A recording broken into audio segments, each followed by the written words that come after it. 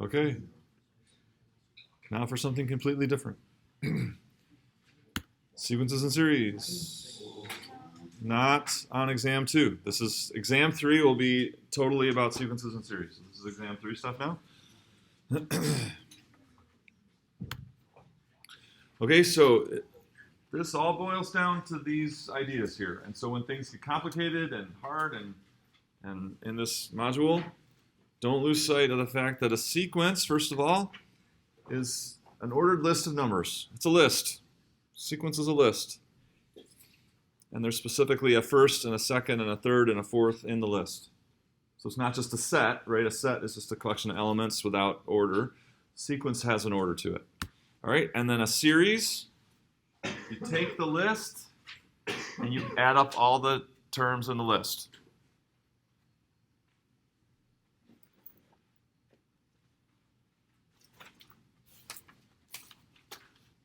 So a sequence is the list of numbers, it has an order, and then the series for that sequence is where you take those numbers and you sum them all up, you add them all up.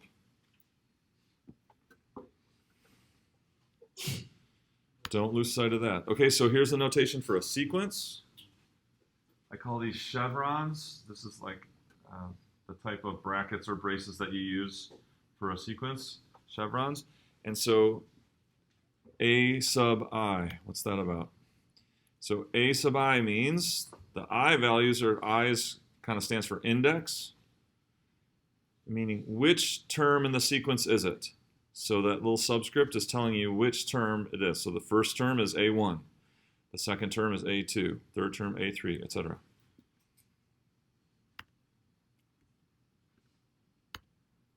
So A sub n would be the nth term in the sequence, counting up to n of them. So A sub n is the nth term in the sequence. So here's an example of a sequence. A sub I equals 1, comma 3, comma 5, etc. So dot, dot, dot means just keep going like that. So what is A3? What is A3? People are saying 5. Agree with that? Yeah, it's talking about the third. It's not the value 3, it's the third term in the sequence. Okay, what about A5? What would A5 be? People are saying 9. Do you agree with that? Yeah, if this pattern continues, A4 would be 7, A5 would be 9. Okay? What's A85? What's A85? Well, not immediately apparent, right? Not immediately, you can just say it like you could say A3 and A5. So what we can do is we can write a formula that gives the nth term of the sequence. So a nice strategy for that is make like a table. So like here's I. This is 1, 2, 3, 4. So I'll just 5 terms there, and then I'll add some more here. So then 7, 9, etc. Okay, so looking at when I is 1, we get 1. When I is 2, we get 3. 3 gives 5. 4 gives 7. 5 gives 9. So what formula, what do you do to I each time to get A sub I? So 4 gives 7, 5 gives 9, 6 would give 11. Do you see that this is always 1 less than twice what I is? Do you see that? So 9 is 1 less than 10, 7 is 1 less than 8, 6, 1 less than 5, 1 less than 6, which is 3 times 2. So what's the formula here?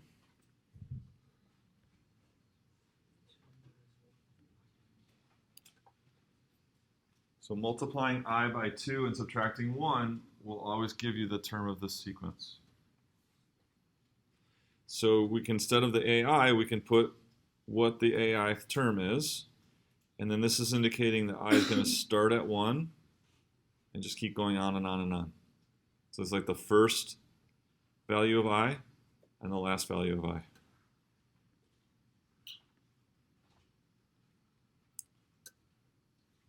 So now, what's A85?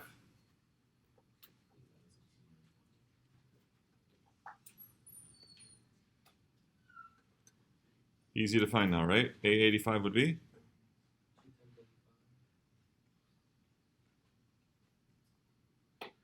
Is that 1? 169.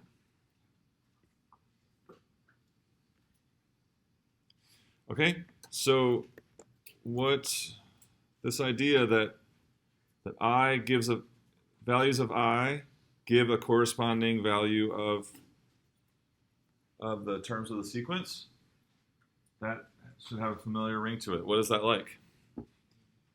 What is that like when we've got these values of I, each value of I, according to a rule, giving a value of the term of the sequence? What's that a whole lot like?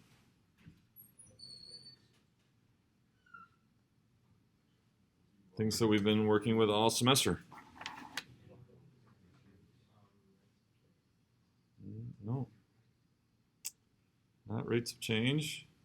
When you have a certain value, according to a rule, a certain value indicating another value. Function, right? This is the idea of a function, right?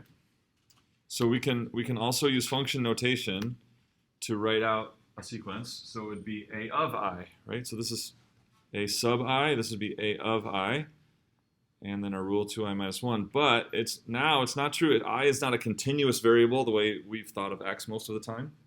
But I is a discrete, takes on discrete values, and so you have to specify which values of I. So this is saying I is a member of 1, 2, 3, etc. We don't want I to be a continuous real numbers, right? We only want I's to be the values that give us a terms of our list. Okay, so where do we see, what is the independent variable here? I.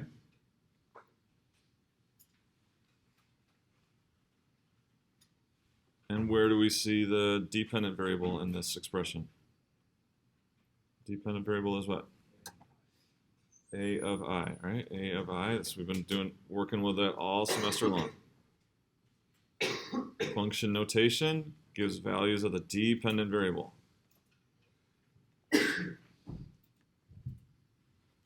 2I minus 1 is called the rule of the function. The rule. It tells you how you get values of the dependent from values of the independent. Okay, any questions so far? So let's practice some harder ones here, figuring out what the formula is. Can I erase?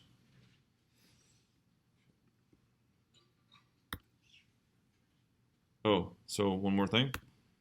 So sequences can be infinite. That means there's no last term. So that's like the one shown here. Dot, dot, dot with nothing after it means just keep going on and on and on. There's no last term. That's called an infinite sequence. And then a finite sequence has a last term. So here's a finite sequence with 20 terms.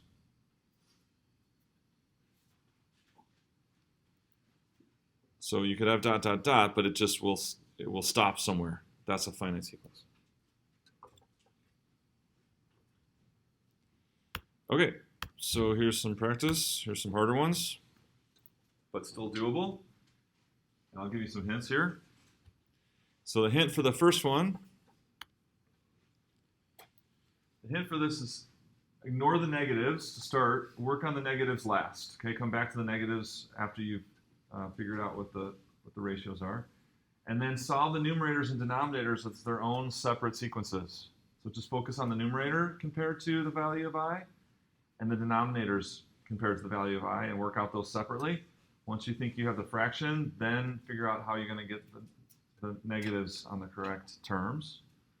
And then for this one, I gave you a hint to focus on these three particular terms, C3, C5, and C7, to help you build the formula.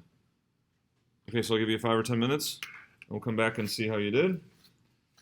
But you're either making progress or you're getting help, okay? Go.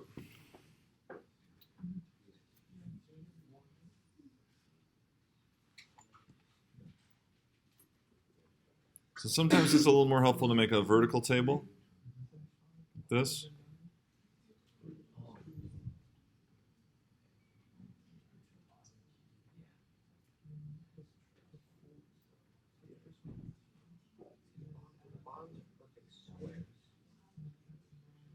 But I do recommend that you write, okay? I don't think it's kind of hard to figure these out just staring at the screen and then writing down the answer. So write some, write, investigate, be a detective. This is like there's like puzzles, okay?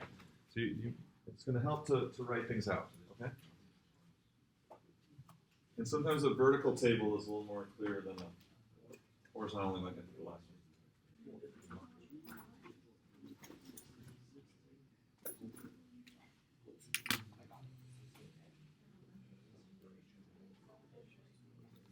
Okay, Ran. How'd it go? Did you make progress on the B one? Ran. Yeah. Tell me about the numerators. Did you figure out what the numerator would be? 2i+1. How'd you get that?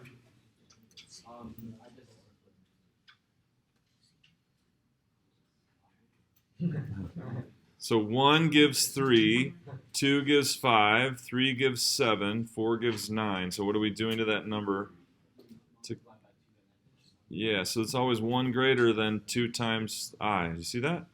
2 times 4 is 8 plus 1 is 9. 2 times 5 is 10 plus 1 is 11. Did you figure out the denominator? So those so here's what you can kind of do. So first of all, you notice about those denominators. What are they? All of them are what? And so write down what squares they are. This is really helpful. So that's like 2 squared. 9 is 3 squared. 4 squared. So they're always something squared, right? They're always something squared. And what compared to I, what are they, Ram? Yeah, so when I is 1, it's 2 squared. When I is 2, it's 3 squared. That's always 1. The number you're squaring is always 1 greater than I. Okay, so we got the fractions, 2i plus 1 over I plus 1 squared. And so then the question is, how do we get the alternating negative? So on the odd terms, we have a negative. On the even terms, we have a positive. Yes, sir? We put -1 to the I. Okay, and does it work? If you have -1 to the first power, -1 squared, so times another -1 squared, positive. Times another one, so -1 cubed, negative, right? So whenever I is odd, you're going to have an odd number of negatives multiplied together, giving you a negative. And then whenever I is even, you'll have an even number. And you want to do that a different way, the alternate, the negative? What else goes between... Oh, sorry. Okay.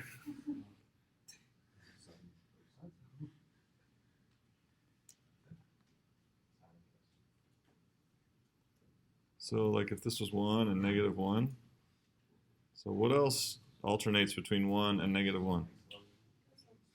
Yeah.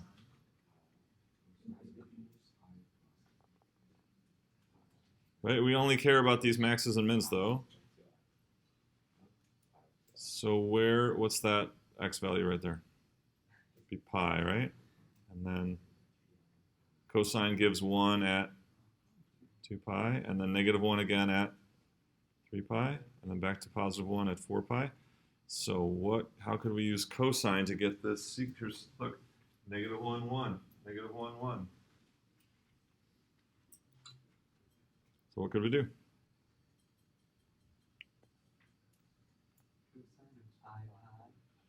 He's suggesting cosine of pi times I. Does it work? So when I is 1, we get cosine of pi, which is -1. When I is 2, cosine of 2 pi, 1, +1. 3 pi, cosine of 3 pi, -1. So it works, right? So this is actually equal to These are the same. When I is 1, 2, 3, 4, right? So only when I is the counting numbers, 1, 2, 3, 4. So that you could also have like cosine of pi I, and then there'd be other ways to do it as well.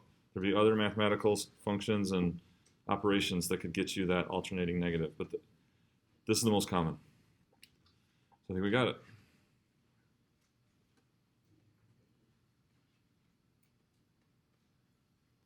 And we can say I starts at 1 and just goes on and on and on.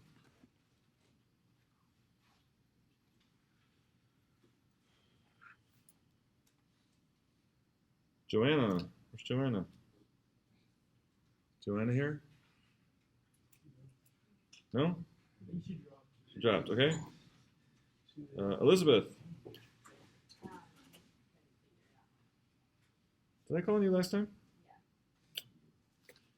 All right, that just happens. You could call in 2 days in a row. Logan. Do you get this next one? All right. Here we go. We'll do it together. So I got 1 gives 1. Oh, so I specifically said work on 3, 5, and 7. So 3 gives 4/3. 5 gives 16/5. And 7 gives? Okay, so anything you notice there about either the denominator or the numerator? Logan. So it's something squared, but actually more specifically than that. So let's do the denominator first. What do you notice about the denominator? It's just I. You see that? It's just I. Okay? Now the numerator. They are perfect squares, but they're actually something more specific than that even. Yeah, Nick? The powers of 2. Powers of 2. Okay, so 4 is 2 to the 2. 2 to the 2. 16 is 2 to the 4. So 3 is going to 2 to the 2. 5 is going to 2 to the 4. 7 is going to 2 to the 6th. So what is our numerator? Or what does it look like our numerator could be? 2 to the I minus 1. Do you see that the exponent is 1 less than your value of I? So powers of 2.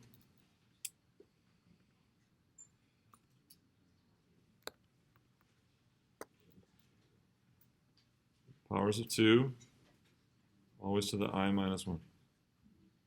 Now, we should check the others, though, right? So that was only, we kind of came up with that with 3, so check the others. So when I equals 1, we'll have 2 to the 0, which is 1 over 1, 1.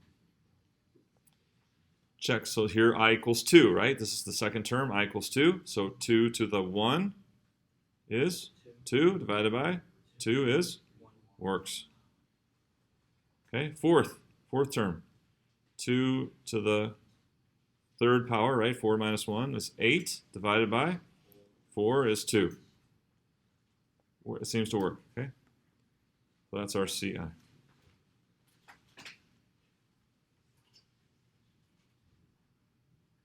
So this kind of thing is really helpful. You notice they're all perfect squares, so then write them.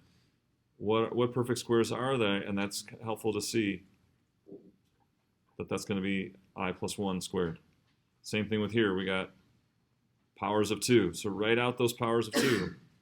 And it's really helpful to compare it to the value of I to figure out what the formula is. Any questions on these? Okay. Can I erase? Is that a question or no? So we said a sequence is a list of numbers. The series is you take that list and then you add them all up. You sum them. You sum them. So this sequence that we did, the first sequence that we did, what was this? 1, 3, 5, 7. Remember that? So the series from this sequence is the sum of all of its terms. It's just the sum of all of its terms. So what I want you to do, everyone think about this and do this on your own. I want you to write out what the series for this sequence is in a way that a second grader would understand. Write out what the series for this sequence would be in a way that a second grader would understand what you're writing. Okay? Do it. Everyone, okay. Just, no, you're not talking. Everyone's doing it by themselves. Think about this. What is the series? The series from the sequence is the sum of all the terms of the sequence. Okay? So I want you to write out the series in a way that a second grader would understand what you're writing. They would understand what you mean by a series.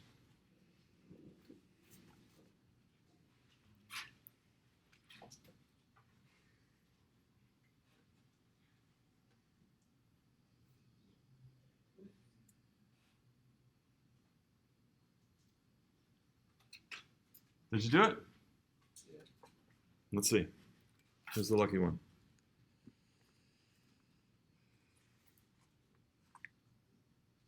Where's Jessica? Lightful. Jessica here?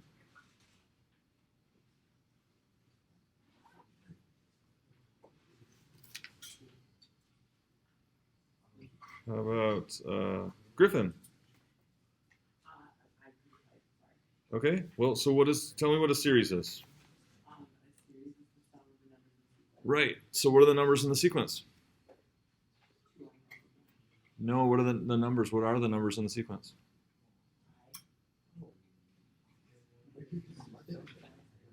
No, okay. How about Dylan next to her? What are the numbers in the sequence? 1, 3, 5, 7. Right, that's the first sequence we did, right? And so then, what's the series?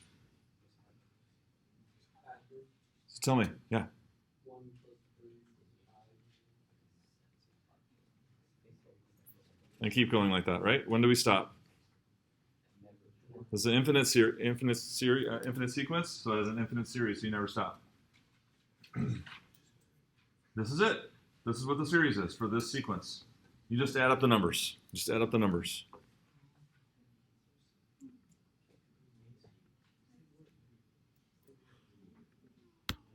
Okay? But then there's the way that the calculus student understands this. Does anyone know how we do that?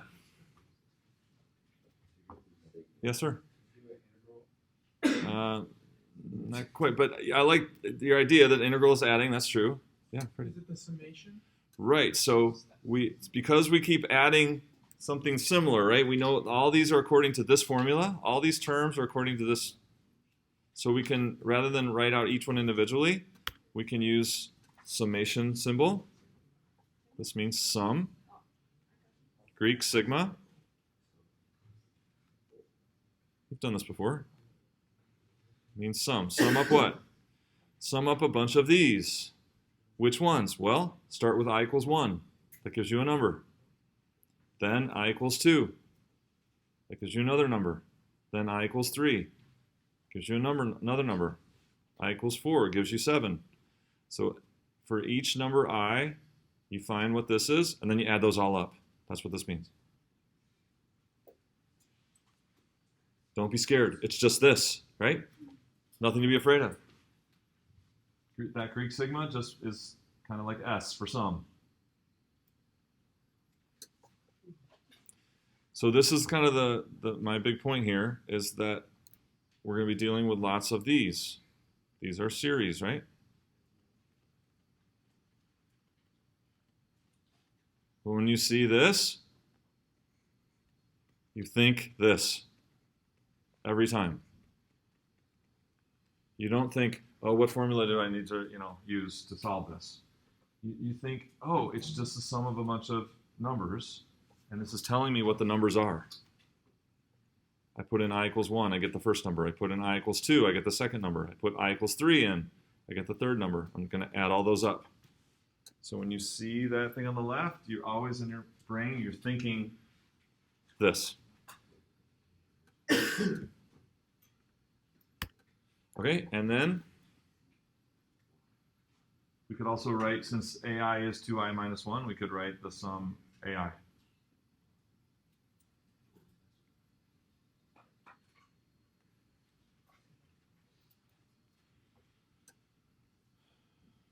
Okay, does it make sense?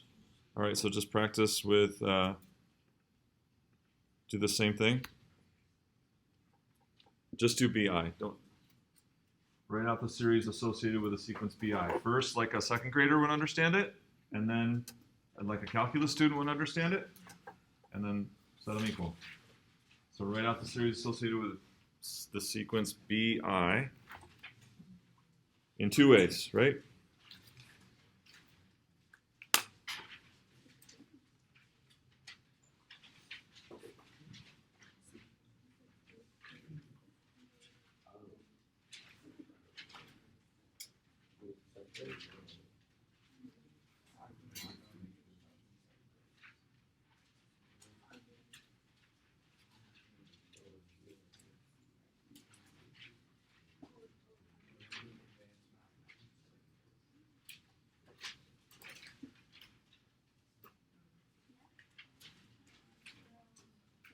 Okay. Deanna, did you get it? Just add all the values in the series and then give them values. So tell me, like a second grader would understand. For BI, this one. So just add all the, and then I just gave like the numbers. Yeah, so tell me what they are. So it's like, what should I write? So for B it was negative 3/4. Next one's 5/9. Negative 7/16. So it sounds like you're saying the sequence. Tell me what the series is. Oh, sorry. So the series is the 1 plus. So tell me exactly what to write out the series. So I started it for you here. So you got the right numbers. You were just saying the numbers, but the point is the series is what? It's just and just adding one. Yeah. So tell me what to write. Exactly what to write. Plus. And then negative 7/16. Yep. Plus 9. Yeah. Was that the last? Next one is minus 11/36. And then keep going like that. Yeah, so it's an important distinction because we want to make sure it's the series, not just the sequence. Okay? And then how would we write that like a calculus student? Pretty. It would be the summation and then have infinity above it and then I equals 1 on the bottom. Okay? And then it would be 2i plus 1 over I plus 1 squared. We also need something else, right? Negative 1. Oh,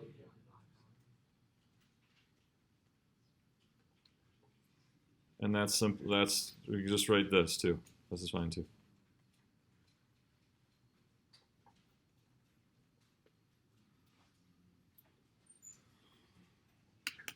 Okay, does it make sense?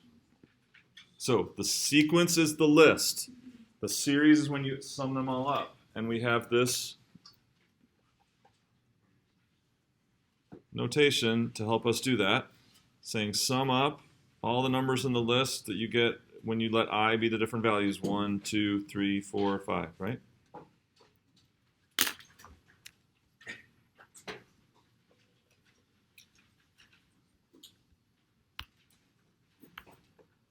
Okay, so a partial sum is the sum of the first n terms. So it's just like it sounds, right? It's not the whole sum, it's not the whole series, it's just the first, in this case, the first Sn would be the first n terms, okay? So in summation notation, that would be not I equals 1 to infinity anymore, but only up to n. So this is going to be a finite sum from 1, starting from 1 to n. So for example, for this one right here, what is S3? What's the third partial sum for this? 2 people said 9. Agree? The third partial sum means add up what? The first 3 terms only. 9.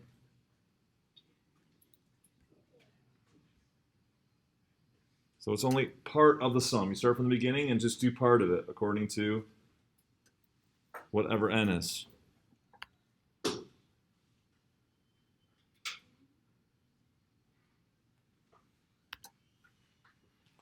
So this would be adding 1 plus 3 plus 5 plus 7. Just keep going until you get to the nth term and then you stop. That's a partial sum.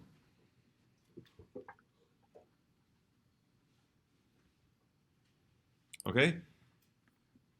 So then what you can do is you can make a new list out of partial sums. Okay? So you can make a new list out of the partial sums. In other words, capital S1, capital S2, capital S3, capital S4. So what is capital S1? What is the first partial sum for this example here? 1. What's the second partial sum? 4. Then 9 when we did, then 16. Okay?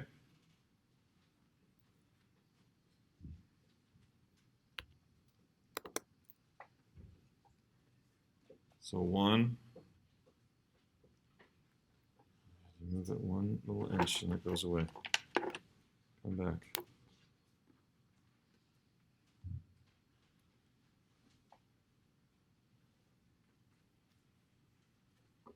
There we go. So the first partial sum is 1. Second partial sum is 4. Add the first 2 together. Third partial sum, add the first 3 together. Then, and then keep going like that.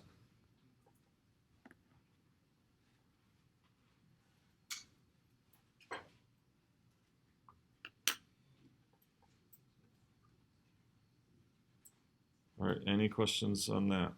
Well, I'm going to kind of summarize, and then we'll have our Canvas quiz at the end.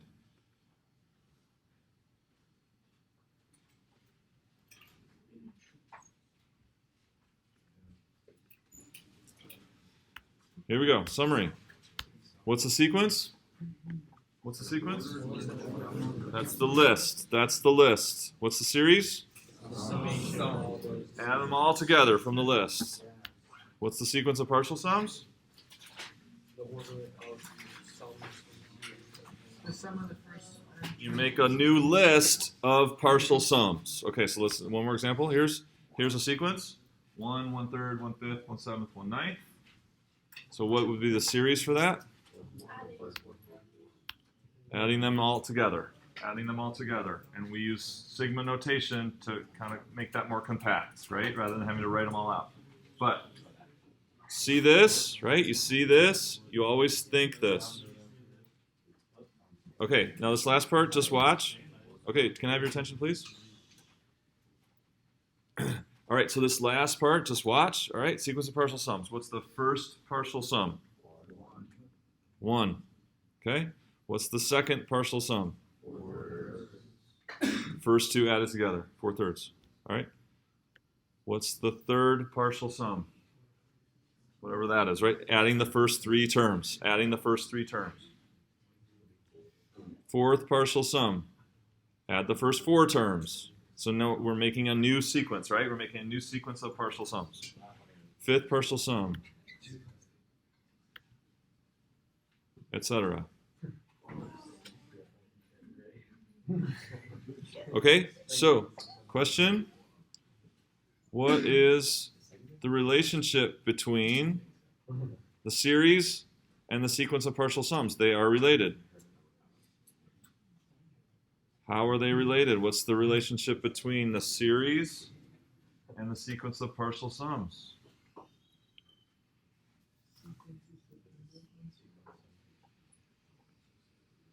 To be continued. To be continued. All right, Canvas quiz.